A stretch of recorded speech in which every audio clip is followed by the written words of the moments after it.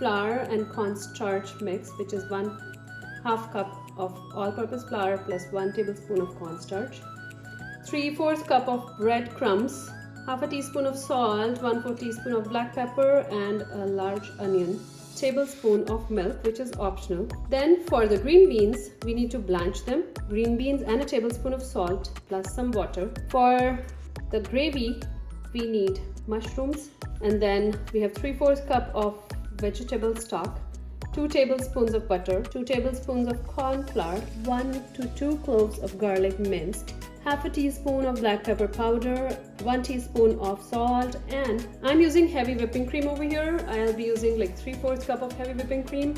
There you go, and let's get started. So first of all, we'll slice the onion. Now we need to separate these pieces like this. So now in the bowl over here, I have cornstarch and flour mix. To this, I will add salt and pepper. Also, I'll add the milk. Now I'll add water slowly to make a slurry. We want a no lump. I have my slurry. I have the crumbs. I have a tray lined with parchment paper.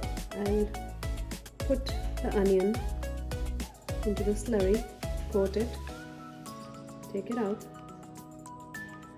put it into my breadcrumbs, coat it nicely, and just put it in the tray. My oven is on at 450 degrees Fahrenheit. It's preheating right now, so you can bake it in that or you can fry it, whatever you prefer. Now for the next step, we need to bring a large pot of water to boil, and we'll blanch the beans in this.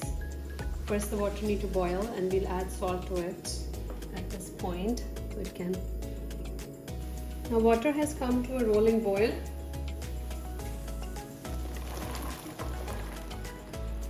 We will boil the beans. The beans have been in the water for 5 minutes now.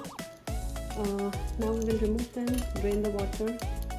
We have our icy water ready, and we'll add the drained beans into it. Now we'll just let them sit in the cool water. I have my skillet ready, and I'll add butter, garlic. Along with the garlic, I'll add mushrooms.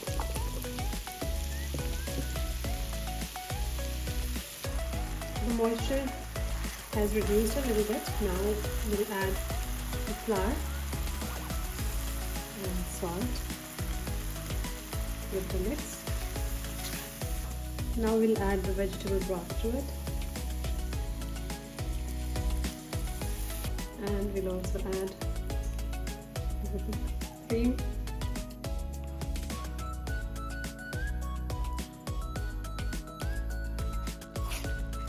Now this has become nice and creamy and thick. So for the next step, we will add the beans.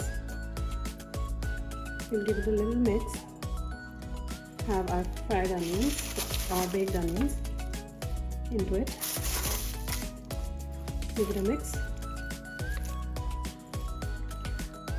Now we'll put rest of the onions on the top.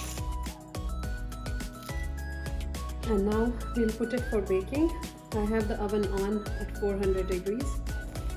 The bean casserole is finally ready, and you can see how bubbly and hot it is. Enjoy this.